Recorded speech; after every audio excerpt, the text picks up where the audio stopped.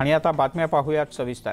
विद्यार्थ्यांना प्रामुख्याने बातमी आहे 10वीच्या विद्यार्थ्यांच्या बद्दलची। 10वीच्या विद्यार्थ्यांना दिलासा मिळालेला नाही, कारण 10वीच्या विद्यार्थ्यांना 10 मिनिटं आधी प्रश्नपत्रिका दिल्या जात होत्या। मात्र राज्यामध्ये पेपर फुटीचं प्रमाण वाढू लागल्याने विद्यार्थ्यांना ती 10 मिनिटं बोर्डाने काढून घेतली आहेत। प्रश्नपत्रिका व्यवस्थित वाचता यावी यासाठी जो 10 मिनिटांचा कालावधी दिला जायचा तेच नेमकं या पेपरच्या फुटीच्या मागचं कारण असू शकतं असं प्राथमिक तपासात समोर आलं होतं। त्यामुळे 10 मिनिटं रद्द केल्याचं त्यांनी बोर्डाचे अध्यक्ष शरद गोसावी यांनी म्हटलंय। दरम्यान विद्यार्थ्यांना आता 80 मार्कांसाठी 3 तासांचा कालावधी असणार आहे, तर 40 मार्कांसाठी 2 तासांचा कालावधी असणार आहे, अशी माहिती बोर्डाच्या अध्यक्षांनी दिली आहे। आपल्यासोबत स्वतः गोसावी सर आहेत। मला सांगा सर, मुलांची नाराजी आहे हा 10 मिनिटं वेळ रद्द केल्यामुळे? नाही, मुलांची नाराजी होण्याचा काय प्रश्न उद्भवत नाही असं मला वाटतं।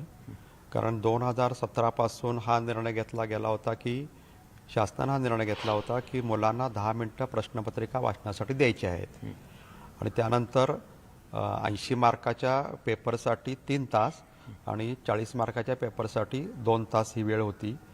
आता ते रेग्युलर 3 तास आणि रेग्युलर 2 तास वेळेमध्ये कोणताही बदल केलेला नाही, ती आहे ते वेळ तशीच राहणार आहे। आता ही 10 मिनिटं वाढवून दिल्यामुळं काय झालं होतं, म्हणजे सुरुवातीला देतो त्यावेळी प्रश्नपत्रिका वाचण्यासाठी म्हणून दिली होती, परंतु बऱ्याच ठिकाणी असा अनुभव आला की त्या प्रश्नपत्रिका वाचण्यापेक्षा त्याचा गैरफायदा जास्त ठिकाणी घेतला गेला आणि प्रश्नपत्रिका व्हायरल होण्याचे प्रकार वाढले असं मंडळाच्या निदर्शनास आलं। त्यानुसार शासन स्तरावर एक उच्चस्तरीय बैठक झाली आणि उच्चस्तरीय बैठकीमध्ये ही 10 मिनिटं जी आपण दिली होती वाचण्यासाठी ती रद्द करण्याचा निर्णय झालेला आहे आणि तो आम्ही घोषित केलेला आहे। पण यामुळे मुलांचं वेळेचं नियोजन कोलमडेल असं विद्यार्थ्यांनी भीती व्यक्त केली। प्रत्यक्ष उत्तरपत्रिका लेखनामध्ये कुठलाही वेळ कमी केलेला नाही, हे प्रामुख्याने विद्यार्थ्यांनी, पालक आणि शिक्षकांनी समजून घ्यावं आणि त्या पद्धतीनं आपल्या पेपर लिहिण्याचं नियोजन करावं। निर्णय बदलणार नाही, थोडक्यात निर्णय बदलता येणार नाही। मुलांनी कुठेही गडबडून जाऊ नये, आयत्या वेळेतच प्रश्नपत्रिका सोडवावी, त्यांना तो दिलेला वेळ पुरेसा आहे असा त्यांचा दावा आहे। व्हिडिओ जर्नलिस्ट सचिन हंचाटेसह चंद्रकांत फुंदे, न्यूज 18 लोकमत, पुणे। तिकडे राज्य मंडळाच्या 10वी-12वी बोर्ड परीक्षेत होणाऱ्या कॉपी प्रकरणाला आळा घालण्यासाठी परीक्षा केंद्राच्या जवळची झेरॉक्स दुकानं बंद ठेवली जाणार आहेत। 10वी-12वी बोर्ड परीक्षेत कोणताही गैरप्रकार घडू नये यासाठी विशेष काळजी राज्य सरकारकडून घेतली जाते। 10वी आणि 12वी बोर्ड परीक्षेच्या दरम्यान मोबाईलद्वारे किंवा अन्य माध्यमातून पेपरफुटी रोखण्यासाठी विविध पर्याय अवलंबले जात आहेत। त्यामुळे परीक्षा केंद्राजवळील 100 मीटर अंतरावर झेरॉक्सची दुकानं बंद ठेवली जातील।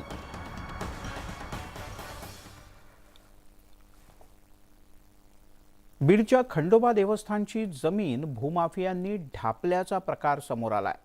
खंडोबा देवस्थानची सुरुवातीला सुमारे 150 एकर जमीन होती अशा नोंदी असल्याचा दावा स्थानिकांनी केलाय, पण गेल्या काही वर्षात जमिनीच्या भूमाफियांनी मंदिराच्या या जमिनीचे लचके तोडल्याचं सांगण्यात येत आहे। एवढंच नाही तर महसूल दप्तरी ज्या जमिनीवर मंदिर उभं आहे ती जागा सुद्धा मालकी हक्काची नसल्याचं समोर आलंय।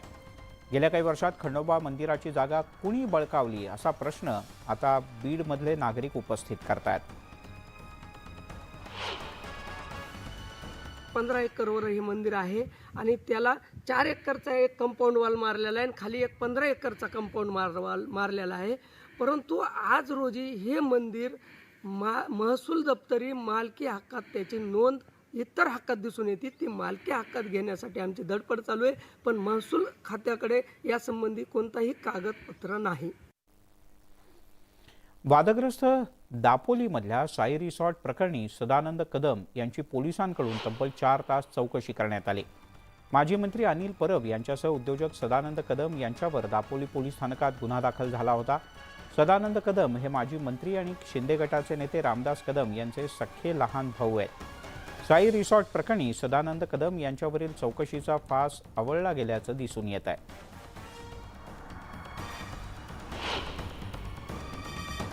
दापोलीमधल्या ज्यांचे 10-12 गुंठे 15 गुंठे ज्यांच्या जागा ज्यांच्या प्लॉटमध्ये त्यांना सगळ्यांनी त्या विहिरी बांधलेल्या आहेत, पण ज्यांनी बांधकाम करत असताना त्या विहिरीची कुठेही 7/12मध्ये नोंद नाही, कुठेही ती सरकारची विहीर नाही आणि म्हणून आम्ही खड्डा खोदलेला असेल आमच्या जमिनीमध्ये, तो जर बुजवायचा असेल तो काय रामदास कदम मला विचारला पाहिजे का?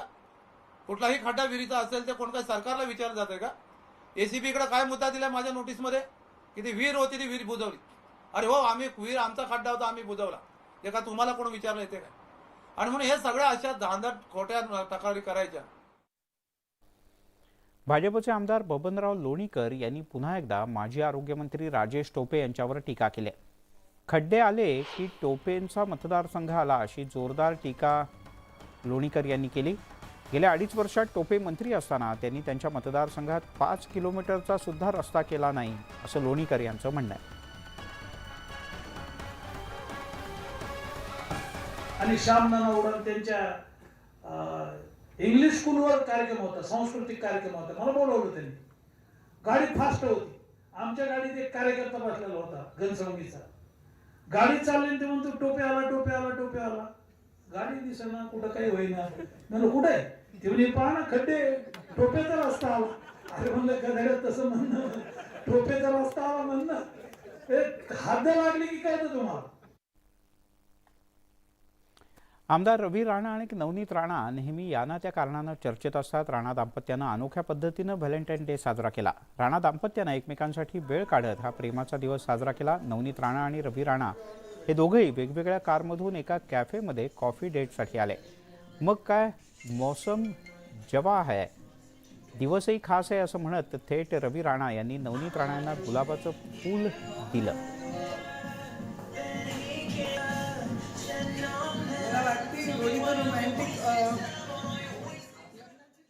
आता आम्ही दोघंही प्रेम विवाह म्हणा की फॅमिली अरेंज मॅरेज म्हणा, आमचे सगळे परिवारांचा आशीर्वाद आमच्या पाठीशी होता, सोबत होता. आणि त्याच्यानंतर आम्ही लग्न केलं. पण आपला करिअर आज आम्ही स्टँड करून ॲज ए स्ट्रॉंग पॉलिटिशियन, यंग पॉलिटिशियन म्हणून, समाजसेवक म्हणून आम्ही आपले समोर बसलेलो आहे. तर मला वाटते यंगस्टरनी आपलं भविष्यसुद्धा डोक्यात ठेवलं पाहिजे आणि त्याप्रमाणे जे आवश्यक आहे ते आपण केलं पाहिजे. पण सगळं काही तेच आहे, हा फक्त थोडासा बाजूनी ठेवून आणि आईवडिलांचा प्रेम आणि भविष्य आणि प्रेम हा सगळी गोष्टी मिक्स करून आपण जीवनामध्ये चाललो पाहिजे. जगद्गुरू संत श्रेष्ठ तुकाराम महाराज यांचा बीज सोहळा येत्या 9 मार्च रोजी श्री क्षेत्र देहुगाव इथे संपन्न होणार आहे. देहुगाव इथे संत तुकाराम महाराज यांचं महाप्रवेशद्वार आहे, त्यावर वैष्णवांची भगवी पताका लावलेली असते. मात्र आता ही जी पताका आहे त्याची दुरावस्था झाली आहे. कोरोनाच्या काळापासून ही भगवी पताका बदलण्यात आलेली नाही, त्यामुळे ही भगवी पताका दर 3 ते 6 महिन्यांनी बदलली जात होती. त्यामुळे संत तुकाराम महाराज बीजोत्सव येण्यापूर्वी या महाद्वाराची रंगरंगोटी आणि करावी, तसंच पताका बदलण्यात यावी अशी मागणी आता जोर धरू लागली. महत्त्वाची कमान आहे. त्या कमानीत आज पूर्ण होऊन 12-13 वर्षे झाली. त्या कमानीला कलर लावलेला नाही आणि त्या ध्वजा वारकरी संप्रदायाची जी पताका असते त्या पताका जीर्ण होऊन फाटून गेलेली आहे. या संदर्भात नागरिकांकडून नुकताच आम्हाला काही सूचना प्राप्त झालेल्या आहेत. आम्ही तात्काळ जी आपली पताका आहे ती पताका तात्काळ बदलण्याचे आदेश दिलेले आहेत. आज दिवसभरामध्ये ती बदल तेवढा करून घेण्यात येईल. तसेच पूर्ण जी आपली कमान आहे, मुख्य कमान, या मुख्य कमानीचं दुरुस्ती आणि रंगरंगोटीचं काम लवकरच नगरपंचायत काम चालू करणार आहे. तिकडे कोकणात पर्यटनासाठी जाणाऱ्या पर्यटकांना आता एक नवीन पर्याय निर्माण झालाय. एरवी समुद्रातून किंवा खाडीमध्ये कांदळवन, मगर सफर करणाऱ्या पर्यटकांना आता खाडीमध्ये चक्क राहता येणार आहे. तुम्हाला आश्चर्य वाटलं, पण केरळनंतर कोकणातील गुहागरमध्ये परचुरी गावात या तरुणानं एक खास हाऊस बोट तयार करण्याचं धाडस दाखवलंय. गुहागरमधल्या पर्यटन वाढीसाठी हे एक नवीन पाऊल मानलं जातं. आता हाऊस बोटच्या माध्यमातून हौशी पर्यटकांना निसर्गाच्या सानिध्यात खाडीमध्येच रात्र अनुभवता येणार आहे. परचुरी गावातील रहिवासी असलेल्या सत्यवान दर्देकर या तरुणानं ही कल्पना प्रत्यक्षात आणली आणि पर्यटनाच्या माध्यमातून एक नवीन पर्याय समोर आणलाय. हाऊस बोटमध्ये असलेल्या आलिशान खोल्या, त्यातून दिसणारं डोळ्याचं पारणं फेडणारं दाभोळ खाडीचं सौंदर्य, स्वच्छ हवा येणाऱ्या प्रत्येकाला मोहून टाकेल यात काहीच शंका नाही.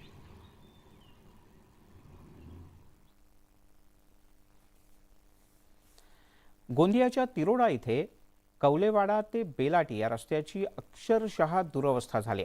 या रस्त्यावरून प्रवास करणाऱ्या नागरिकांना प्रचंड त्रास सहन करावा लागतो. आमदार विजय रहांगडाळे हे सुद्धा हा रस्ता कधी बनतो याच्या प्रतीक्षेत आहेत.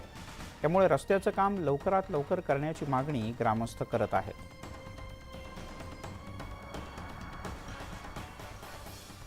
गडचिरोलीमध्ये आरमोरी तालुक्यात शेतकरी, महिला आणि युवकांच्या विविध समस्यांसाठी काँग्रेस पक्षाकडून तहसील कार्यालयावर एक मोर्चा काढण्यात आला. आरमोरी शहरात हद्दवाढ झालेल्या जमिनीच्या आखीव पत्रिका भोगवटाधारकांच्या नावे द्याव्यात, कृषी पंपांचं भारनियमन बंद करावं, गरजूंना घरकुल द्यावं या मागणीसाठी तहसील कार्यालयावर मोर्चा काढण्यात आला. या मोर्चात शेकडो नागरिक सहभागी झाले होते.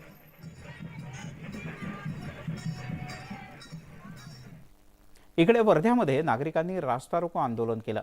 नागपूर मुंबई महामार्गावर कवठा झोपडी इथे नागरिकांनी रस्त्यावर उतरून आंदोलन केलं. गावातल्या दारू विक्रेत्यांच्या त्रासाला कंटाळून नागरिकांनी मध्यरात्री रास्ता रोको सुरू केला.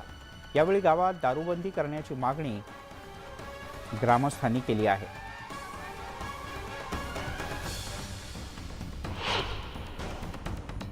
रात्रभर आम्ही इथे जागत आहोत. रात्रभर आम्ही रस्त्यावर उभं झालो दारूबंदीच्यासाठी. आमची मागणी एकच आहे की SP साहेबांनी इथे येऊन आमच्या समस्या सोडवाव्या दारूबंदीच्या. सोबतच जी आज मंडळी रस्त्यावर उतरली आहे त्यांच्या जीवाला, पुलगावचे जे गुंड प्रवृत्तीचे लोक ह्या व्यवसायामध्ये आहे त्यांनी जीवाला जर कमी जास्त काही केलं तर पोलीस प्रशासनाने आमच्या जीवाची हमीसुद्धा द्यावी अशी आमची महत्त्वाची मागणी आहे. तिकडे हिंगोलीच्या कळमनुरी तालुक्यात वन्य प्राण्यांनी हैदोस घातलाय. गहू, हरभरा, ऊस या पिकांमध्ये घुसून वन्य प्राणी पिकाची मोठी नासाडी करतायत. त्यामुळे शेतकऱ्यांचं मोठं नुकसान होत आहे. वन विभागानं या वन्य प्राण्यांचा बंदोबस्त करावा अशी शेतकऱ्यांची आग्रही मागणी आहे.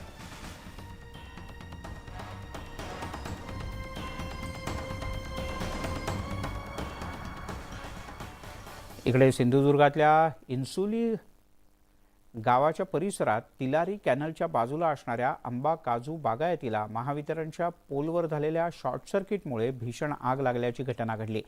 या आगीमध्ये 1.5 ते 2 लाख रुपयांचं नुकसान झालंय. ग्रामस्थांनी ही आग आटोक्यात आणली आणि आग वेळीच आटोक्यात आणल्यामुळे अनर्थ टळला.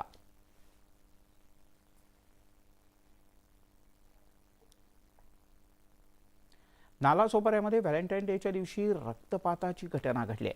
एका तरुणानं रूम पार्टनरची हत्या केली आहे आणि हत्येनंतर या तरुणीचा मृतदेह बेडरूममध्ये एका बेडमध्ये ठेवून आरोपी फरार झाला.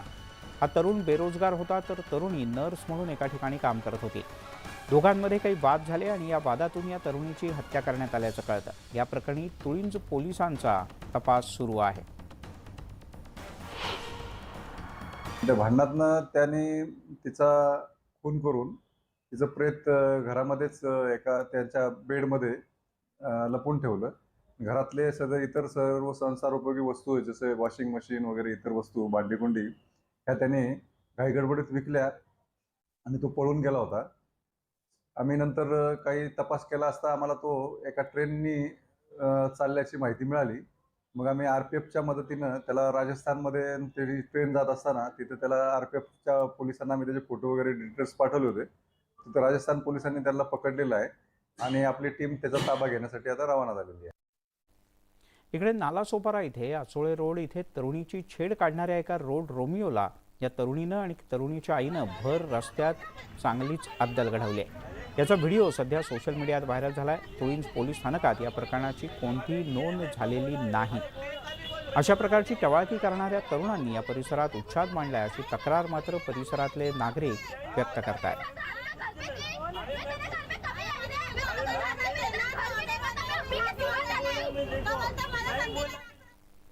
नवी मुंबईमधून एक मोठी बातमी हाती येते. जर तुम्ही तुमच्या मुलांना डे केअरमध्ये ठेवत असाल तर ही बातमी खूप महत्त्वाची आहे. नवी मुंबईतल्या वाशीमध्ये डे केअर सेंटरमध्ये एक धक्कादायक घटना घडली आहे. डे केअर सेंटरमध्ये एका 16 महिन्यांच्या मुलाला मारहाण करण्यात आली. मुलगा जेवत नसल्यानं केअरटेकरनं ही मारहाण केल्याचं समजतं. ही संपूर्ण घटना CCTVत कैद झाली. या प्रकरणी वाशी पोलीस स्थानकात गुन्हा दाखल करण्यात आला असून पोलिसांच्याकडून तपास सुरू आहे. त्यामुळे पुन्हा एकदा लहान मुलांच्या डे केअर सेंटरमधल्या त्यांच्या सुरक्षेचा प्रश्न ऐरणीवर आलाय. संध्याकाळच्या बातम्यांमध्ये घेऊयात एक छोटासा ब्रेक.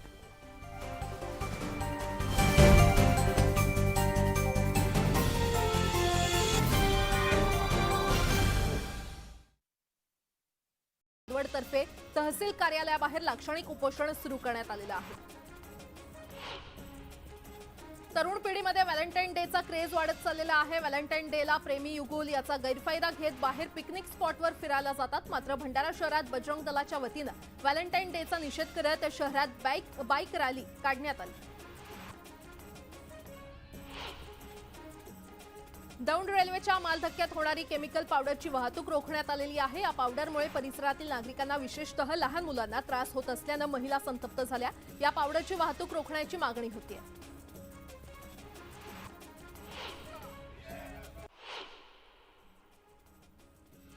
रुपाली चाकणकर महिला आयोग पदाचा गैरवापर करत आहेत असा आरोप करुणा शर्मा यांनी केलेला आहे. त्यामुळे चाकणकरांना महिला आयोगाच्या अध्यक्षपदावरून हटवण्याची मागणी करुणा शर्मांनी मुख्यमंत्री एकनाथ शिंदेंकडे पत्रातून केली आहे.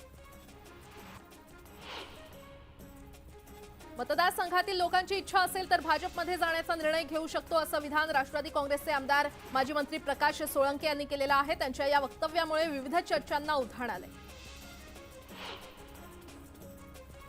मावळमधील जांभूळ गेट क्रमांक 47 भुयारी मार्गाचं काम अंतिम टप्प्यात आलेलं आहे. हा भुयारी मार्ग वाहतुकीसाठी खुला होणार असल्यानं आंदरमाळवातील सुमारे 25 गावांना याचा फायदा होणार आहे. रत्नागिरीच्या दापोली पंचायत समितीची आमसभा पार पडली. यावेळी आमदार योगेश कदम यांनी अधिकाऱ्यांना खडेबोल सुनावलेले आहेत. विकास कामांमध्ये हयगय खपवून घेणार नाही, अर्धवट रस्ते काम करणाऱ्या ठेकेदारांना काळ्या यादीत टाका अशा सूचना त्यांनी अधिकाऱ्यांना दिल्या. वन्य प्राण्यांपासून शेतीचं होणारं नुकसान टाळण्यासाठी राज्य सरकारनं वन्यजीव समिती नेमण्याचा निर्णय घेतलेला आहे. या समितीमध्ये दापोलीचे आमदार योगेश कदम यांचा देखील समावेश करण्यात आलाय. दापोलीतील बांधिवतिरे या गावात शेतकरी आणि वनविभागाच्या अधिकाऱ्यांसोबत झालेल्या बैठकीत आमदार योगेश कदम यांनी शेतकऱ्यांच्या व्यथा मांडल्या. रस्ता खोदल्याची पोलिसात तक्रार दिल्याचा राग मनात ठेवून गावगुंडांनी कुटुंबाला मारहाण केली. गावातील कदम कुटुंबाला फावडे, दगड आणि लाथाबुक्क्यांनी मारहाण करण्यात आली. या मारहाणीमध्ये 3 जण गंभीर जखमी झालेत. ही घटना मावळ तालुक्यातील शिवली गावात घडली. गव्हाच्या पिकाला वाढत्या तापमानाचा फटका बसण्याची शक्यता आहे. उत्तर प्रदेश, बिहार, राजस्थान आणि झारखंडसह इतर राज्यांमध्ये तापमानात 10 अंश सेल्सिअस पर्यंतची वाढ झालेली आहे. उष्णतेची लाट कायम राहिल्यास गव्हाच्या पिकाला मोठा फटका बसण्याची शक्यता आहे. शिरूरचे खासदार डॉक्टर अमोल कोल्हे एका वेगळ्या भूमिकेत दिसलेत. सोमवारी नारायण गावात गजानन महाराज प्रकट दिनाच्या कार्यक्रमात आले असता गजानन महाराजांचं दर्शन घेऊन महाप्रसादाच्या वेळी भाविकांना त्यांनी जेवण वाढलं. हातात बुंदी घेऊन भाविकांना त्यांनी बुंदीचं वाटप केलं. देहू रोडमध्ये असलेले किवळे रावेत तलाठी कार्यालय गेल्या 7 ते 8 दिवसांपासून बंद आहे. त्यामुळे नागरिकांची गैरसोय होते. त्यामुळे तहसील कार्यालय पूर्ववत करण्याची मागणी ग्रामस्थांनी केली आहे. नागपूरमधील आशीर्वाद नगरमध्ये डासांच्या लिक्विडची बॉटल तोंडात टाकल्यानं 1.5 वर्षीय मुलीचा मृत्यू झालाय. उपचारासाठी रुग्णालयात दाखल केलं असता त्या डॉक्टरांनी तिला मृत घोषित केलं. थकीत कर वसुलीसाठी धुळे महानगरपालिकेनं धडक मोहीम सुरू केलेली आहे. मात्र शहरातील अनेक शासकीय कार्यालयांचा मालमत्ता कर थकीत असल्यानं सर्वसामान्य धुळेकरांनी नाराजी व्यक्त केली.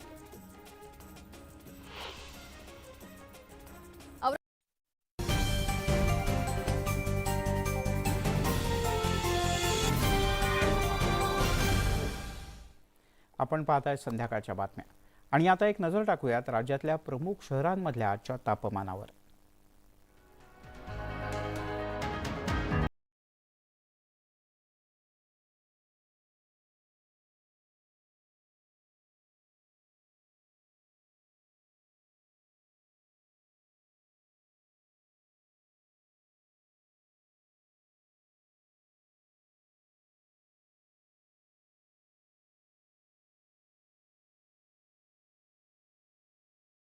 माझा सहकारी अजिंक्य घेऊन येतोय.